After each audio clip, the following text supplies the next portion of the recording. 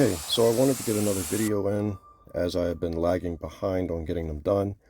And when I was pondering on what to do a video on, I decided to look to my own past mistakes.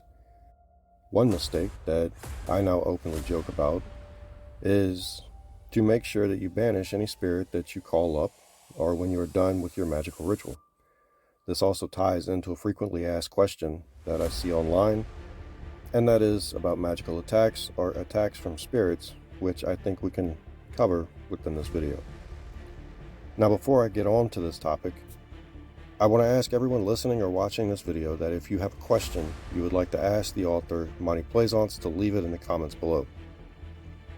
For those who do not know who Monty Plaisance is, he is the author of Reclaim the Power of the Witch, Making Magic Make Sense, which was published in 2001. He is the founder of the Church of Thessaly and has since authored many more books with a series of smaller books on each of the Olympian gods, as well as Path of Purity, which I have mentioned on this channel before, and where any of you can find a recipe for nature on. Monty also self-published a book years ago under the name Scrolls of Manetho, which he removed from publication. Monty will be republishing an updated Scrolls of Manetho sometime in the foreseeable future, and many other projects along with it, which I will let him discuss when we sit down for the interview. But any questions you may have, please put them down below. And now let's get on with this video. Now to start, I'm going to share my mistake with you all. When I was younger and had first learned of the PGM, or the Greek Magical Papyri, I decided to utilize specific barbarous names in order to perform a consecration ritual for a tool. I performed this ritual deep in the forest behind my family home one night and brought along my new girlfriend at the time.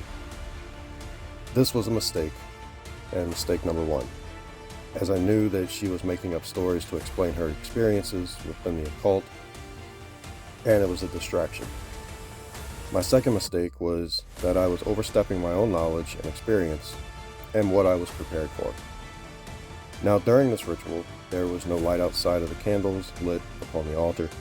I called out to the elemental kings and returned to the altar and began the rest of the ritual. It was at this time that what I can only describe as very loud footsteps could be heard circling around us, just in the shadows. Nothing else, just steps. This was the first time that I had experienced a manifestation within a ritual and became excited. I continued on with the ritual and eventually looked to my girlfriend and noticed that she seemed a bit concerned with what was happening. I completed the ritual and closed it, forgetting one very important thing. I did not dismiss the elements that I called upon. So if you have any experiences in dealing with the elements, or have watched my videos on the elements themselves, you'll realize that earth does not move. Air, water, and fire will flow eventually, but earth will remain. This is exactly what happened to me. I did not notice anything initially, and the changes were extremely subtle, as it tends to be when it comes to spirit contact. It wasn't until years later that it was brought to light and corrected. By this time, I seemed to accumulate dirt all around me. No matter how often I would sweep my home or bedroom, it just kept coming. I spent a large portion of my time being tired, no matter how much I had slept. So I really hope this helps to express the importance of dismissing the spirits that you call into a working. For me, it was an elemental force, but there are so many people who feel the need to work with goetic spirits, and those are the types of spirits that you do not want lingering about after your ritual. But what if you believe that you are under a spiritual attack? Well, the first thing you can do is banish from your immediate surroundings. I believe just about every book printed on the occult at this point has some form of banishing exercise that you can utilize. For those who are interested in or practice ceremonial magic, this is where you would utilize the lesser banishing ritual of the pentagram. For those who are not interested in the traditional Golden Dawn version of the lesser banishing ritual of the pentagram, or the LBRP, there are plenty of other variations that you could experiment with. It is also important to realize that the lesser banishing ritual of the pentagram was not solely intended for the physical realm, but also for balancing the forces within yourself. So be cautious about attempting to create your own version without understanding the purpose and the intricacies of the ritual in question. Second, you need to spend time grounding yourself. In the initial grade of ceremonial magic traditions, the sole focus was on grounding, balancing, and attuning yourself. This would be similar to attuning your soul to its correct order, like I spoke about in my previous video. Otherwise, you will grow in the wrong direction. Probably the simplest manner in which to ground yourself would be to simply walk out into nature without shoes. Realize that we spend our days disconnected from the earth, so much so that we don't even walk on the earth without pieces of rubber between us. Also, realize that rubber is a material that prevents the flow of electricity or energy, so spending time with your feet planted firmly in the ground and breathing can go a long way. Aside from this, I'm sure that you can find plenty of visualization and breathing techniques, whether in books or online. However, I will share one with you. This breathing technique has been taught over and over again and is simply known as the fourfold breath. To do this, you simply need to get into a relaxed position and inhale for a count of 4. 1, 2, 3, 4. Hold 1, 2, 3, 4. Exhale 1, 2, 3, 4.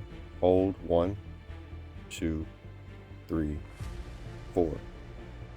And then you repeat over and over. And eventually you will stop counting and fall into the rhythm. So honestly, it is a good idea to stick to nothing but grounding and banishing until you are standing on a solid foundation. If you begin calling forces into your life and you have no foundation to stand on, everything comes down on top of you. This includes balancing the elemental forces within yourself. These elemental forces help to make up our traits and characteristics within our personalities. And if we don't balance these energies, we can end up with unwanted characteristics, or on the more extreme end, having a psychotic episode. Then bringing in forces on top of these unbalanced energies, well, it's just a recipe for disaster. It's really no different from trying to build a house without the foundation set. It just won't hold. Now, I have also stated in other videos several times that simply performing regular cleansings on yourself will go a very long way. Now, I will stress this again here. If you were to simply perform a cleansing bath once or twice a week, depending on what you encounter throughout your life, you'll probably be fine. Again, I know that it's a common belief today that simply taking a bath will suffice, and it's true to some extent. But it will be nowhere near as effective as taking a proper cleansing bath. I mean cool or cold water with a cleansing agent mixed in, such as natron or salt, or whatever your tradition suggests. The purpose of this is simply that when you apply heat to the water, the magnetic property is diminished. Therefore, when the water is cool or cold, the purification aspect of the water is enhanced. Just as with any magical act, as well, intention is required. When all of these are combined, you will feel the difference when you're done. But what happens when you're being bothered by some astral entity, or what is commonly called astral nasty? They may be bothersome or a nuisance, but there isn't much else they will do.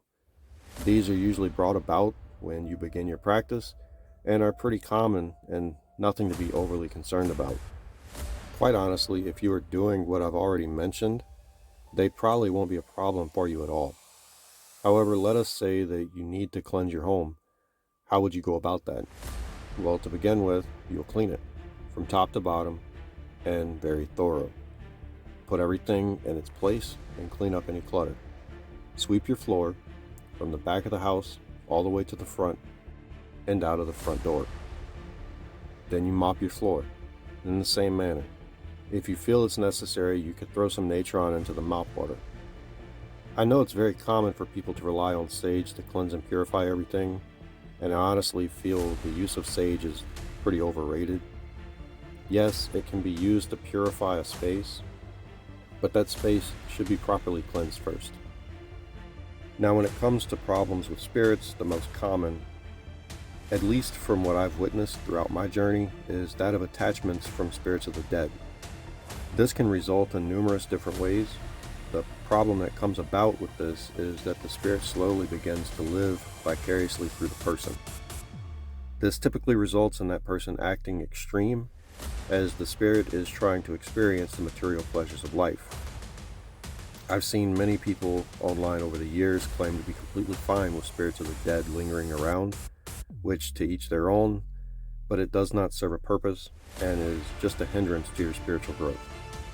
I've seen people in the past with an attachment like this act in very extreme behaviors and simply do things that they wouldn't have normally done. Now, if you believe that this is happening to you, well, guess what? You need to start cleansing daily, along with everything else already mentioned. If in the end you are unable to rid yourself of the spirit, you will need to seek the help of someone experienced in this sort of thing. I also want to add a disclaimer here that it is very unhealthy to look at everything that goes on within your life and view it as a spiritual attack. Sometimes what happens to us in our lives is the result of our own actions, and then sometimes things have to happen in order for us to be where we need to be. But what do you do if there is an actual daemon lingering around? Well, this is where things get really complicated, simply because that is not something that can be answered over this YouTube video or any other YouTube video. If you don't know how to deal with a situation like that, you need to seek out the help of someone who does and has the experience in doing so. This is even more true if you believe that the daemon is somehow attached to you. To quote Monty Plaisance on this, when it comes to trying to fix this problem by yourself, it is like trying to clean yourself with a dirty towel. You need help. Alright, I think that about wraps up this video, so if you have any comments or questions that I didn't answer, please let me know in the comments below, or just give me your opinion on the matter. You can also find me on Facebook and Instagram, or you can join the public Discord server. All links, including the Echoes from the Temple website and store, are in the description. Be sure to hit that like button, subscribe to the channel, and share this video as it really helps the channel to grow. Again, if you have any questions for Monty Plaisance on the upcoming interview, leave it down below, and until next time, may the gods bless you.